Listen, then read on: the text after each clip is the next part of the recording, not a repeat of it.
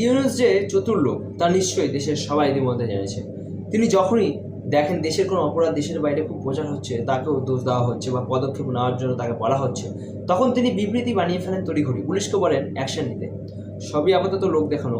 মনে আছে ফেব্রুয়ারির বইমেলায় যখন সব্যসাচী স্টলে জেহাদিরা প্রকাশকের ওপর হামলা করলো এবং এই ঘটনা প্রচার হলো দেশের বাইরে, তখনই তিনি বিবৃতি দিলেন অপরাধীর নাকি দ্রুত গ্রেপ্তার করা হবে। সব মিথ্যে। তিনি ভালো ভালো কথা বলে আপাতত শান্ত রাখেন দেশের বাইরে মিডিয়াকে। বিবৃতি পেয়ে মিডিয়া শান্ত। তারপর তিনি দেশের সকল ভিতরে জিহাদিরা যা খেতে চায় তাদের তাই খাওয়ান এবং বইমেলায় জঙ্গিদের বিরুদ্ধে কোনো অ্যাকশন কি নেওয়া হয়েছে এই 10 মাসে হয়নি, বরং সব্যসাচী প্রকাশককে দেশ ত্যাগ করতে হয়েছে পান বাঁচানোর জন্য। দীপুচন্দ্র দাসের নৃশংস হত্যাকাণ্ডের সঙ্গে যে জিহাদি মুসলিম জড়িত তারা আজ লোক দেখানো গ্রেপ্তারের শিকার হলেও কাল ওদের মুক্তি দেওয়া হবে, সে খবর প্রচার না হওয়ার ব্যবস্থা তিনি করবেন।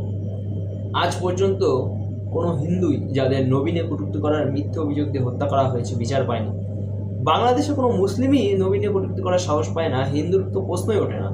হিন্দুদের হত্যা করার উদ্দেশ্যই গুজব ছড়ানো হয়। যাবজ্জীবন শাস্তি হওয়া সব দাগি জঙ্গিদের জেল থেকে মুক্তি দিয়েছে ইউনূস, আর মফস্বলে হিন্দু বিরোধী জিহাদিদের তো মনে হচ্ছে থানা থেকে পিঠ চাপড়ে বিদায় দেবেন, আদালত পর্যন্ত যেতেই দেবেন না। জিহাদিদের পিয়ারের লোক তিনি, তার আদেশেই তো হিন্দু নেতা চিন্ময় দাস বিনা অপরাধে জেলে বসছেন। চিন্ময় দাস জেলের বাইরে থাকলে হিন্দুদের মনোবল বাড়ত, তা তিনি হতেই দেবেন না।